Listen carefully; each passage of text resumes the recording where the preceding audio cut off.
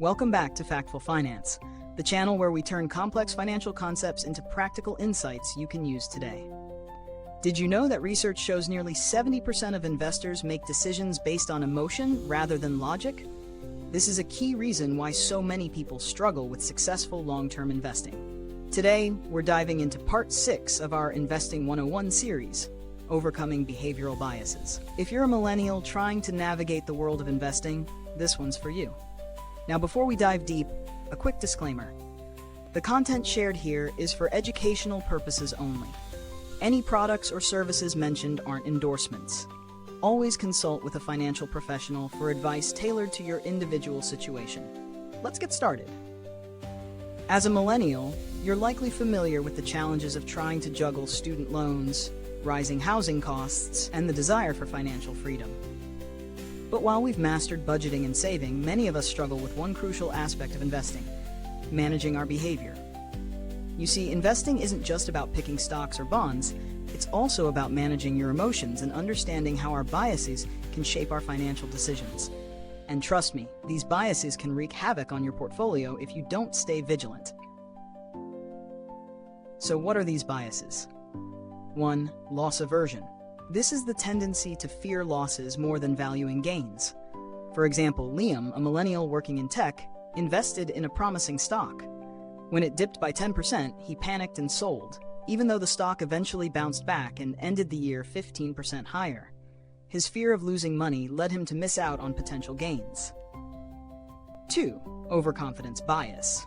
Now let's talk about Emma, a savvy investor who's been reading financial news for months. She felt confident in her ability to pick the next big winner. But that overconfidence led her to make high-risk bets that didn't pay off. She ignored the importance of diversification and, as a result, watched her portfolio dip during a market correction. 3. Anchoring bias. This one's sneaky. It happens when you cling to the first piece of information you encounter. For example, Noah, a recent grad, bought his first shares of a company based on its initial price, $50. When the price dropped to $30, he held on to them, waiting for the stock to return to normal even though it never did. His attachment to that initial price point made him blind to the realities of the market. These biases are common, but here's the good news. They're also manageable. Here's how you can counteract them. 1. Focus on the long term. First off, start by thinking long term. Investment markets fluctuate, and you're bound to face ups and downs. That's normal. To avoid knee-jerk reactions, focus on your goals. Consider a diversified portfolio that includes a mix of stocks, bonds, and other assets. Over time, you'll reduce the emotional impact of market volatility. Use data, not emotion. Before making investment decisions, look at the data. Make decisions based on sound research, not gut feelings. Take a page from Benjamin, who carefully analyzed the performance of a stock over time, rather than rushing to sell when the market dipped.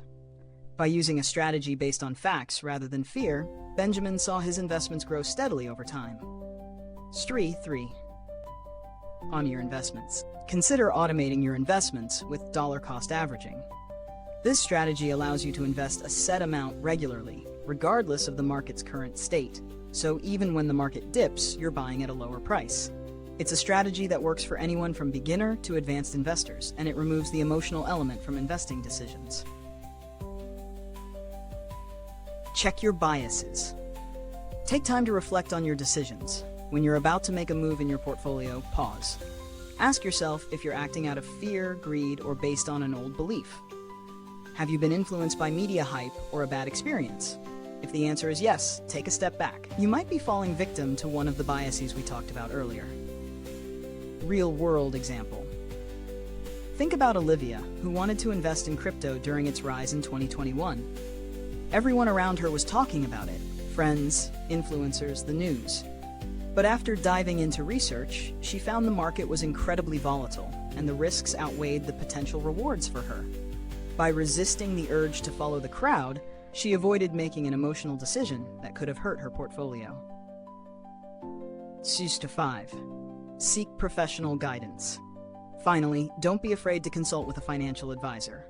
An expert can provide personalized advice based on your goals and risk tolerance, helping you avoid biases and create a more rational strategy for the long term.